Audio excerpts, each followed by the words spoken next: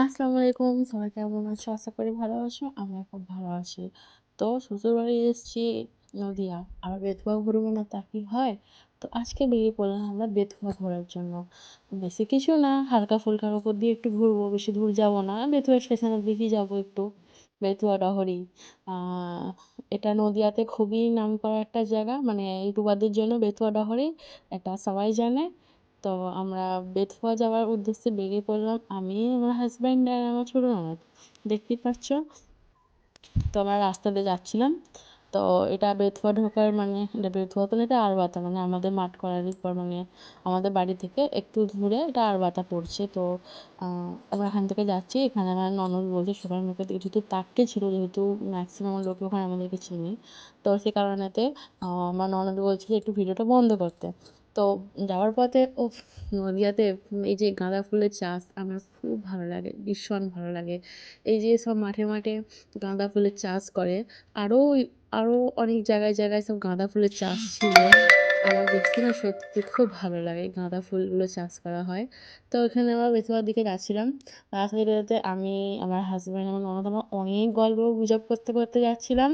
তো আমরা সেই সাউন্ডগুলো বন্ধ করেছি কারণ আমাদের ভুলভাল ফালতু গল্প, মানে আমাদের নিজেদের গল্প। আমার মনে হয় না যে তোমাদের শুনে কোনো লাভ হবে বা সব শোনানো বেকার হবে। যাই হোক, এই কথা বলতে বলতে আমরা এখানে বেথুয়া ডহরি ওই দেখতে পাচ্ছি, ওই দেখো ওখানে মেল দাঁড়িয়ে আছে। হ্যাঁ, আমরা স্টেশন যেতে পারিনি। আমরা রাস্তা দিয়ে যাচ্ছিলাম যেহেতু আমাদের গাড়ি ছোটো ছিল। তো যারা মিনি বেথুয়া ডহরি চেনো তারা বুঝতেই পারবে। যাই হোক, তো এখানেতে আমার ননদ ওকে ওদিকে মানে বাঁ দিকে নিতে বলছিল কিন্তু ডান দিক থেকে, তো আমার হাজবেন্ড বুঝতে পারছিল না। ও যেহেতু বলছিল উল্টো দিকে, আমিও সেটাই বলছিলাম যে তুমি তো এদিক দিয়ে হাত দেখাবে, তুমি ওদিক দিয়ে এরম এরম হাত দেখালে কি বুঝবে ভাই। তো যাই হোক, তো আমরা এখানটা বেথুয়াতে চলে এসেছিলাম। দিয়ে বেথুয়া ডহরিতে দিয়ে এখানটা থেকে আমরা পার হচ্ছিলাম। এখানটাতে বিশাল জ্যাম লাগে সত্যি, সবসময় এখানটাতে একটু জ্যাম লেগে যায়। আর সেদিনকে বৃষ্টিও হচ্ছিল, মানে বিশাল বৃষ্টি হচ্ছে সেদিনকে, দেখেই বুঝতে পারছো। তো রেল লাইনে পার হচ্ছি আমরা এখানে। তো আমরা কথা বলতে বলতে যাচ্ছিলাম আর বৃষ্টি মানে মুহূর্তের কিছু মানে কথা বলতে বলতে এখানে একটুখানি গিয়ে পৌঁছেইছিলাম যে খুব বৃষ্টি চালু হয়ে গেছিল। দিয়ে আমরা এখানটাতে হাইওয়েতে উঠে পড়লাম। যেহেতু স্টেশন থেকে আমরা যেখানটায় যাব, তো স্টেশন থেকে ওটা পার করলেই সামনে পড়ে, কিন্তু রোড দিয়ে যেতে হলে এতটা ঘুরে যেতে হয়, মানে ঘুরে ঘুরে যেতে হয়। তো এটা আমাদের হাইওয়ে, বেথুয়া রহরি এটা হাইওয়ে, এটা ভালো করে জানি, এটাই সোজা পথে কলকাতা চলে যাওয়া হয়। যাই হোক, তো এটা সবাই চেনে, জানে আশা করি।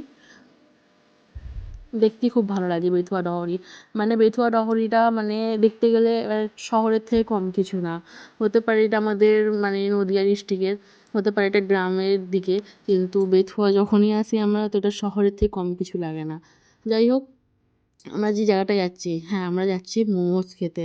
কারণ এখানে মানে এরকম ওয়েদারে, এরকম ঠান্ডা ঠান্ডা ওয়েদারে বৃষ্টিতে গরম গরম মোমো খেতে কারই না ভালো লাগে বলো। তো আমরা প্রথমে আমরা বাড়িতে যখন বেরিয়েছিলাম আমরা জানি না যে আমরা কী করবো, তারপরে ভাবলাম চলো এখানে মানে বেথুয়াতে এই মোমো হাট, এই মোমো হাটে দেখতে পাচ্ছি বৃষ্টি এসে গেছে। যাই হোক, তো মোমো হাটের মোমো উফ এত দারুণ খেতে, মানে আমি এত মোমো খেয়েছি দেখেই তোমরা নিশ্চয়ই বুঝতে পারছো মোমোগুলোকে। এটা হাফ প্লেট করে 3 জায়গায় ছিল। হাফ প্লেটে 5টা করে থাকে, ফুল প্লেটে 10টা করে থাকে। তো আমরা ফুল প্লেট খেতে পারবো না যেহেতু, সেজন্য আমরা হাফ প্লেট করে নিলাম। এত জায়গায় মোমো খেয়েছি তো আমার মনে হলো এখানটা সব থেকে বেস্ট। সবাই বেথুতে যারাই আসো একবার টেস্ট করে দেখো, অবশ্যই তোমাদের বেস্ট লাগবে। তারপর আমরা মোমোস খাওয়ার পর আমরা এখানেতে ফুচকা খেতে চলে এসেছিলাম। যেহেতু বৃষ্টি অনেক হচ্ছিলো প্লাস তোমার বিদ্যুৎ চমকাচ্ছিলো, সে কারণেতে কারেন্ট চলে গেছিলো, সে কারণেতে ফুচকাওয়ালার কাছেও মানে লাইট যেটা জ্বলছিল না। তো আমি আমার ফোনে যতটুকু যা লাইট ছিল সেখান থেকে একটু ক্যাপচার করলাম। তারপরে একজনদের দই ফুচকা বানানো হচ্ছিলো। প্রথমে আমি ভেবেছিলাম দই ফুচকা খাবো, কিন্তু তারপর ভাবলাম না, দই ফুচকা খাবো না, জল ফুচকাটা খাই, কারণ এই সময় মোমোস খেলাম, আবার দই যাবে, আবার পেটেতে মানে গন্ডগোল হয়ে যাবে।